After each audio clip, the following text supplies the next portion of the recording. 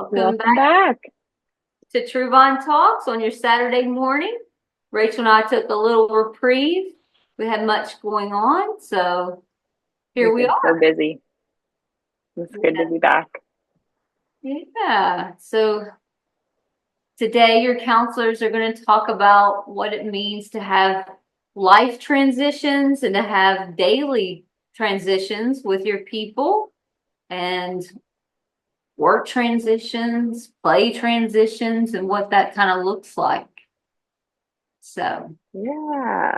So transitioning, moving from one task or one phase of life or one moment to the next, another different one. And that can be big or small, right? You had some examples.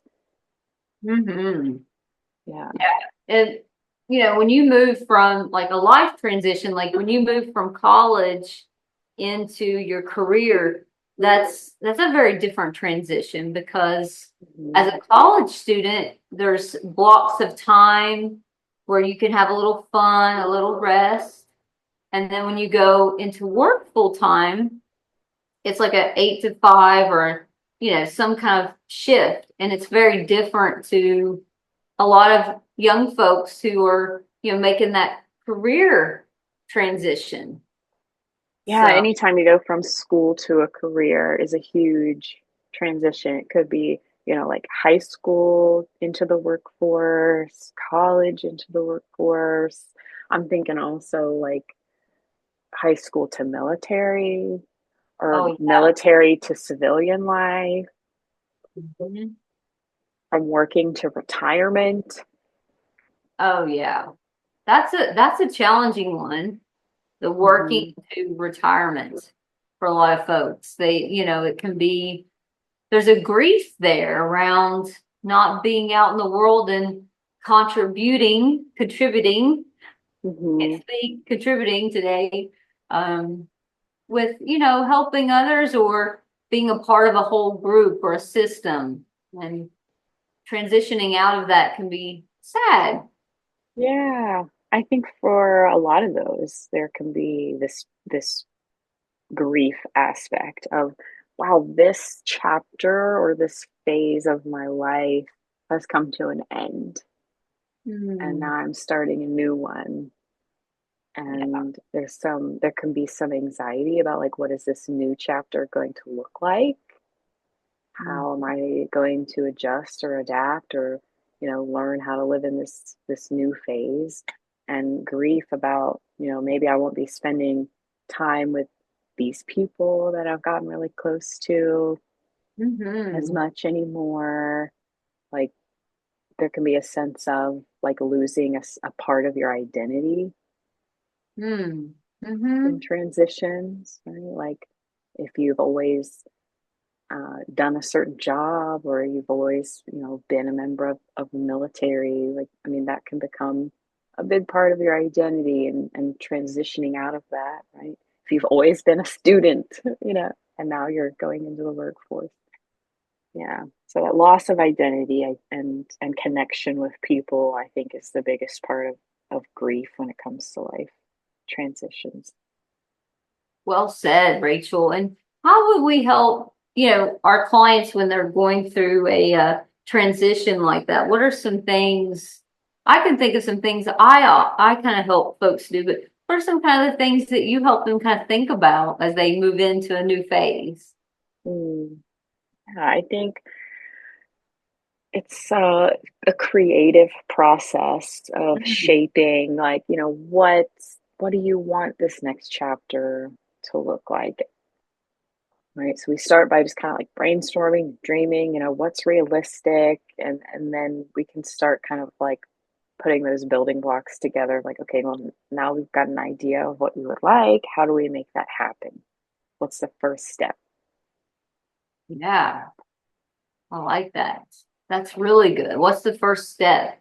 I like to help folks kind of envision, their inner child and make a vision board around, hey, what are some things you always once wanted to do and you didn't have the time or the Mm, opportunity to do. I love that. And they're like, oh, wow, I always wanted to go fill in the blank. Iceland, Costa Rica, take a round trip across the country, visiting all the state parks. Is that possible for you to do financially? What are some, is there any limitations on how you can do that? Maybe it's once a month. Um, what are some what are some values that you have inside that you haven't gotten to um help with? Maybe you had a very giving heart and you didn't have resources to give, and now you have time to give. So, Love that. yeah. Yeah. It's a great way of creating like this very concrete visual Mm-hmm. to help kind of people lay the groundwork. I'm also thinking of, Linda, you're always talking about the importance of values. Inner values. Yeah, and so I'll talk to people about like, okay, so this chapter that we're transitioning out of, what did you really value most about that?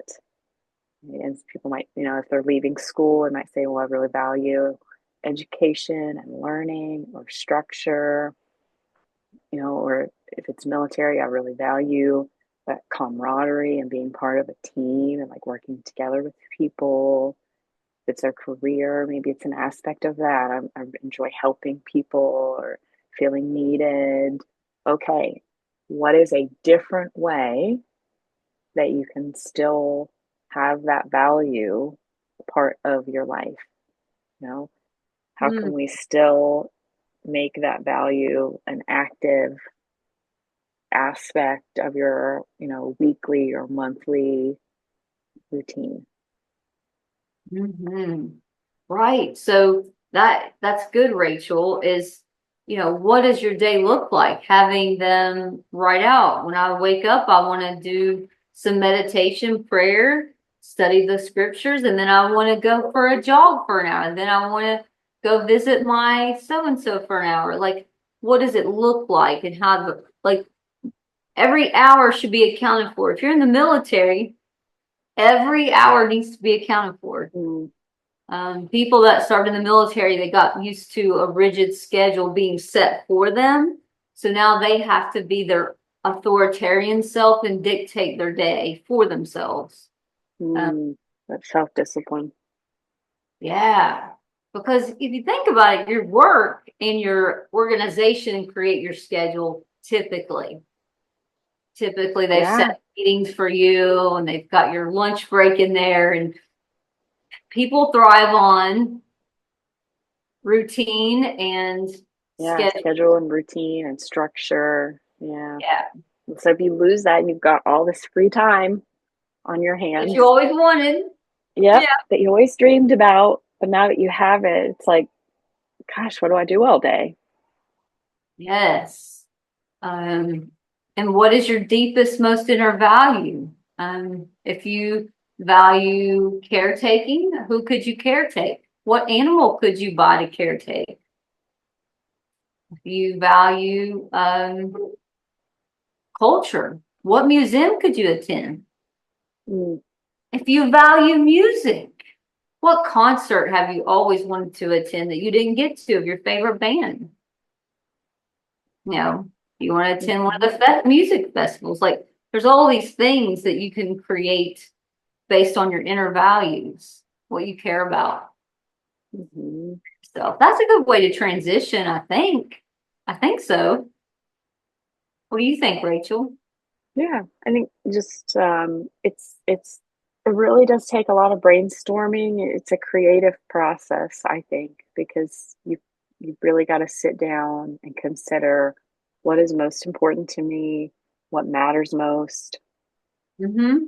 and how can I incorporate that into my life now. Yeah. Um, and that's ACT therapy. What Rachel's sharing out is acceptance and commitment therapy. They would find out what is your innermost value, and if my innermost value is helping others, so what does my day look like? So if I'm helping others, committed actions in my day would look like 8 a.m. to 10 a.m. I visit the people at the home and, go play cards with them. From 10 to 12, I go visit so and so. I mean, you have to, based on your value, decide the committed actions for that. What does that look like? That's how you live a fulfilled, happy life in Mhm. any transition. That's how you find purpose. Yes. Thank When you you. feel like you've lost your purpose, that is how you find new purpose. New Yeah. purpose. Well said. Hmm. Mm-hmm. Oh, and Rachel, we mentioned this earlier, is as you're transitioning and finding new purpose, you may have to grieve some of the great expectations that you had. And I read an article years ago, Tyranny of Expectations, how you expected your life to look, you know, how you Yeah. envisioned your life to be. You have to Hmm. grieve that those things did not show up in the way you wanted them to. Absolutely. Yeah.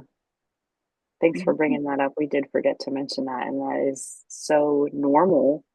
So Mhm. many people experience that because we all sit and kind of like think at least a little bit about what the future will hold and what it might look like. And we can't predict the future. So it's very common for it to not actually be in line with what we envisioned. Mhm. Yeah. Did you ever daydream as a little girl, Rachel, and have an Oh, idea? all the time. Yeah. Yeah. Okay. Yeah, me too.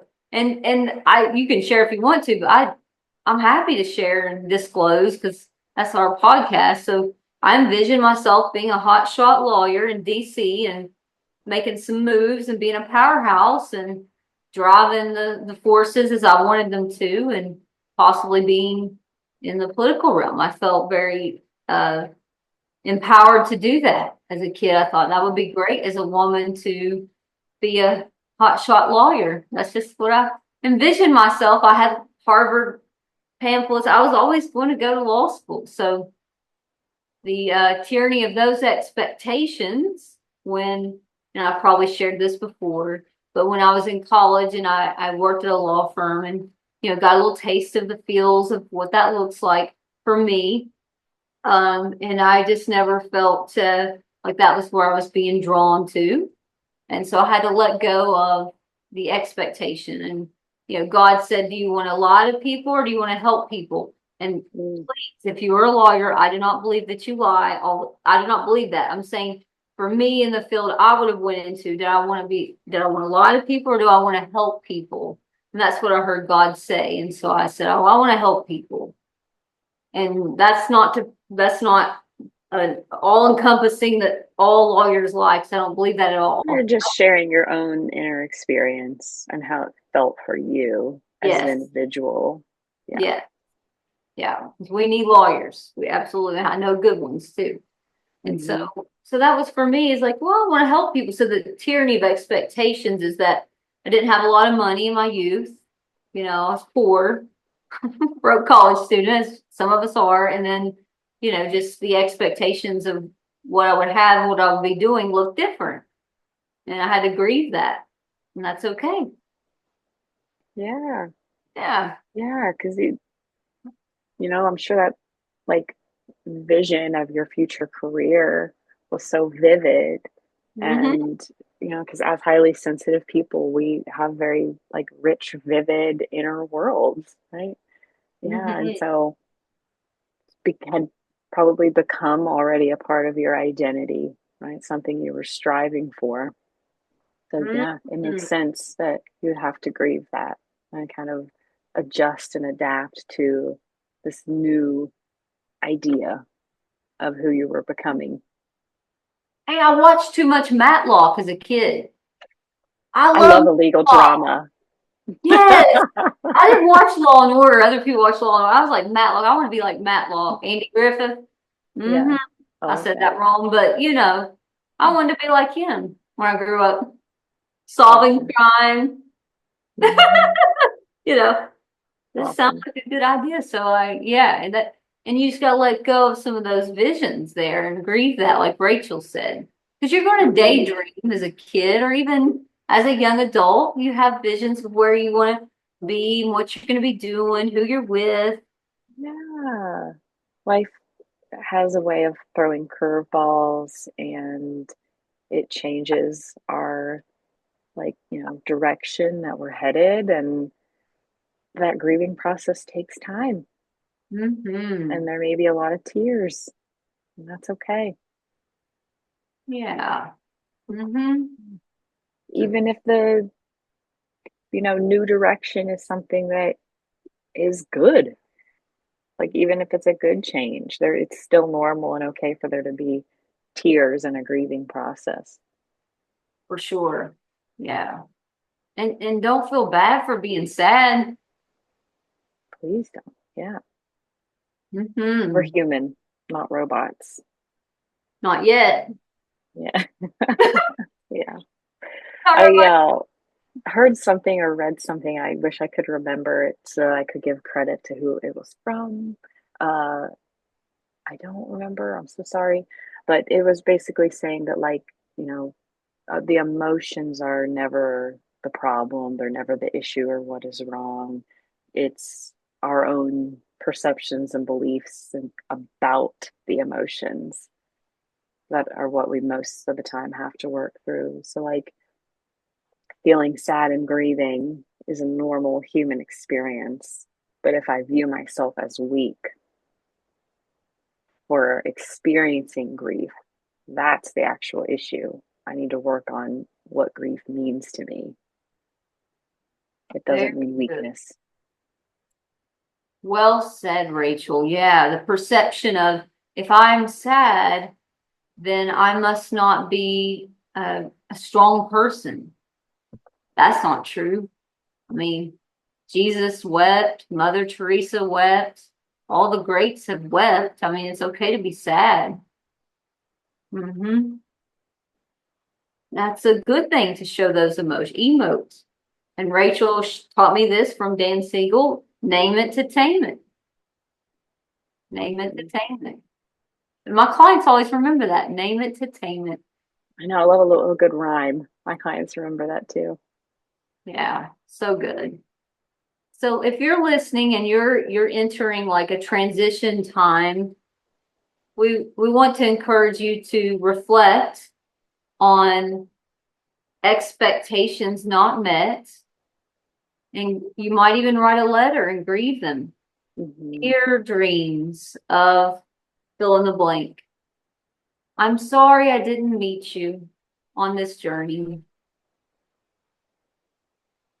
I'm letting you go now, and I'm sad it didn't happen. Letting go of the expectations of what you visualize something to be. First step. Letter writing can be so cathartic. I love that Yeah. practice. Mm-hmm. Hmm. Pen to paper, not note taking, not texting. Pen to paper. Yeah, there's something about that movement. Yeah, Neurocognitive something. Somebody smarter than no me. doubt. Yeah. Yeah. So One of my favorites is, to the individual who is grieving the loss of, fill in the blank. It's like you're writing to yourself, but you're acting as if you're writing it to someone else that's going through the exact same thing that you are. beautiful, beautiful. Love Because that. we're so much kinder to other people than we are ourselves. Yeah. You know, Unless you're a sociopath. with the caveat. But most people are not. So That's correct. thankfully. Thankfully. Yes. Thank you, Lord. Yeah. Yeah. So, letting go of expectations by writing a letter to those expectations, then writing down your innermost values. What do I really care about? And one of the things in the books that I read, Neuro Wisdom, and I'll get the authors on that for us later, is that if I had $1 million just handed to me as an inheritance, I didn't need the money, I didn't need it. What would I really consider doing with that money? Really, truly. Would I go buy a yacht? I don't think $1 million is going to buy a yacht, but Not in this economy.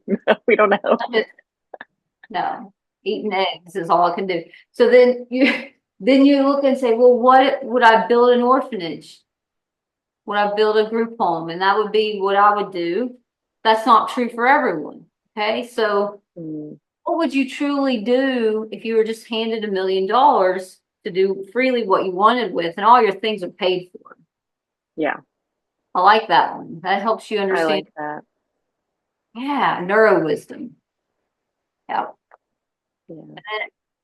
Rachel, after you do that, what would be the third thing to help someone with the transition? Would help give them that formula there. Mm. Yeah, I think it's like, you know, going back to the like values is okay. We thought initially that we were going to fulfill these values and our sense of purpose, right, through this direction. Mm-hmm. How can we fulfill those values and purpose, the same ones, in a different direction? We're Mm. still meeting the same goal, Mm-hmm. right? We're just changed our course. I love that.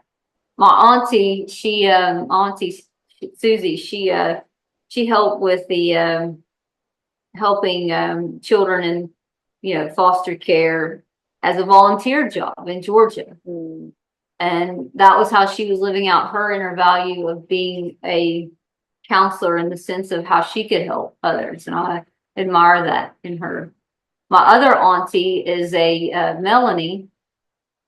She helps kids through the Boys and Girls Club. yeah, And she didn't have any children of her own, but she certainly has been a mom to many. that's So she great. was a teacher. Now she helps the boys and girls home. So, living out your values, even in retirement, is still there. It's still so many needs. So many needs. I think deep down, we're all just trying to live a life that we can be proud of. Amen. Amen. That's so true. And so it's just figuring out how can I do that? What Mhm. matters the most? It's good. Well, we hope. Did we answer everything you think, as far as like transitions in this part? I think we've covered it enough, I hope. Yeah. Everyone, Yeah. yeah, it's hard to like do thorough, detailed guide in a short amount of time on a podcast, but we're just introducing concepts and ideas, and it's free, and we hope it's helpful to someone, even if just one person is enlightened by something we shared. I'm Mhm. happy. Me too, Rachel. And thank you for volunteering your time on a Saturday morning to show up and give freely of your time to help others. Thank you. Likewise. Yeah. Yeah. So I hope everyone stays curious and kind. Until next time. Bye. Bye.